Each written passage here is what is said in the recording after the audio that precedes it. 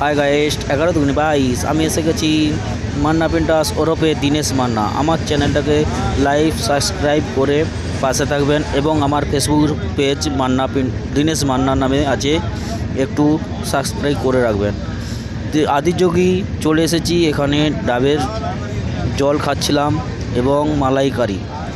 এই হচ্ছে আমাদের আদিযোগীর ভোলেনাথজি টেম্পেল। আমরা এসে গেছিলাম আজ সকাল 7টার সময়। বসে বসে বাবার একটা ভিডিও নিলাম, তারপরে ওখান থেকে আমরা একটা আশ্রমে চলে গেলাম।